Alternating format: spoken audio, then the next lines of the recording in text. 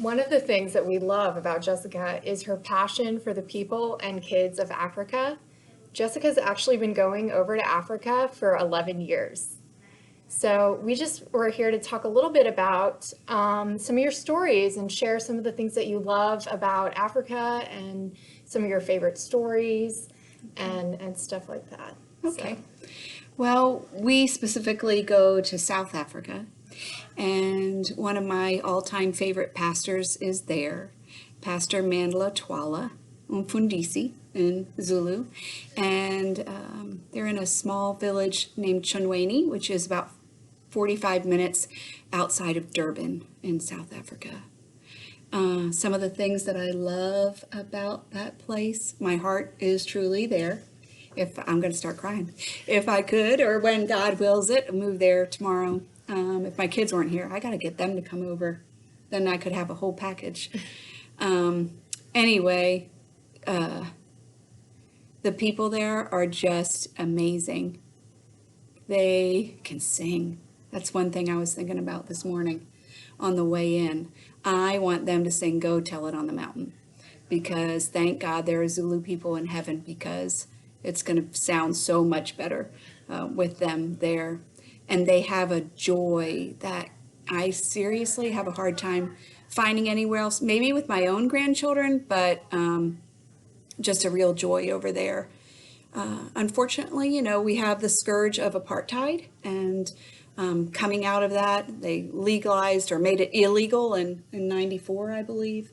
Nelson Mandela and all that, the Reconciliation Council and the forgiveness that went on there, but they're still suffering some of the effects of that. And that's just what we try to do.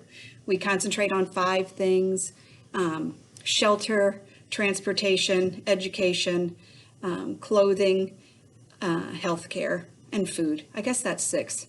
I added in education because right now we have 3 of our dearest friends are in college. So that's really, really, really exciting for us. So That's awesome. yeah. Yeah. Do you have any little stories you'd like to share? I'm sure there's so many different people over there that you absolutely love, but some that Oh my stick out. gosh. Okay, so if they see this though, they're gonna laugh.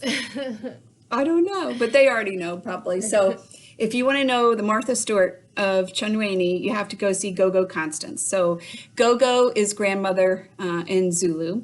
I am privileged. Those are the privileged people. If you're a Gogo, it's an honorary title that you should just accept and relish and enjoy, even if you don't have your own grandchildren, because Gogos are amazing. They are like the rocks of the community. But Gogo Constance is the Martha Stewart of Ntshongweni. So if you want to know how to plant anything, I think she was last time I was there, she was hanging bananas in her outhouse that no one uses as outhouses. But anyway, long story short, she makes tea, and that's one of my favorite visits. Always go see Gogo Constance. And then there's Gogo Rosemary, who, if you want to hear a word of encouragement, you go sit with Gogo Rosemary, who can sew like nobody's business. If you want to laugh, you go see Gogo Zulu, because she is just like, I don't know, she's a short little thing, but she just laughs and laughs and laughs and laughs, and that's awesome. My favorite thing though, in addition to the Gogos, is just all the kids. And some of these children, you knew them as kids, and now they're grown men. So that's exciting too. And then, of course, there's a little one over there named Impilo that everybody knows is just I have a grandson here named William. I have one named Atlas. He's my Africa grandson, Impilo, which means freedom. So he has so much joy. That is so cool. Yeah, it is so cool. I think we've done 12 houses now. We were sitting there the other night talking about it, and one thing we're all going to do is get together on this side. When we go once or twice a year. Sometimes it's just me and my husband. Sometimes there's groups of 9 or 10 of us. Anyone can always go if that's something you feel called to do, to serve over there. But we're all going to get together and put scrapbooks together. Oh, fun. For all of our friends over there from, throughout the years. All these pictures and memories and videos, and Yeah. So. That's so awesome. So do you build the houses yourself? No, Or you we build started, them? that's an excellent question. We did start, we have a master builder over there whose name is Johannes. Oh, wow. In the very beginning, we were under a different one named Fawny, and we would help. So Scott and Alex would dig trenches, and we'd bring the block and all this stuff. But jobs are so scarce there that we don't need to come in and do work for them. They're more than capable of doing everything. So we hire local labor, and they'll perform it, do it. And normally we do go paint with the family after it's built, which is really, then that's just a community, joyous, fun time event of painting, maybe the inside one trip, the outside another trip, because then you revisit, you can make sure everything's right with the home, you build relationships, which is really what it's all about, relationships. That is so cool. And I just had a couple more questions. If people wanted to give over in Africa, what would you suggest? Like, how did you get started? Was it through your church or? It was. So we started mission trips in St. Paul Lutheran in Boca, and we did 2 Brazil trips there.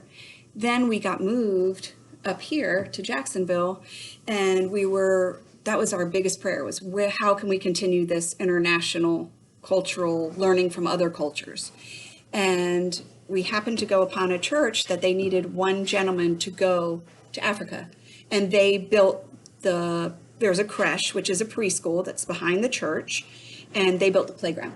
Oh. So that was our very first trip. And then my husband came back from that just broken, but joyful all at the same time. Like great love, but great suffering all at the same time. And he was like, you have to go, you have to go, we have to go. And so we did. And we've gone, I want to say at least maybe 2 times a year, but since then. And what was the original question? Just if anybody was interested. So yeah, just be open. Pray Yeah. about it. I've had people tell me I would never go, people that have gone that didn't even have a passport. And now they're hooked because it's addicting. Once you go, you're going to want to go back. You might not want to come home. Well, that's awesome. Thank you for sharing some of these great memories and Just insights. go and be there when everyone's going to school, because there are no school buses. So all the kids are walking from grade R, which is kindergarten, to 12th grade. And when they walk, they're gorgeous in their full uniforms and best posture and everything.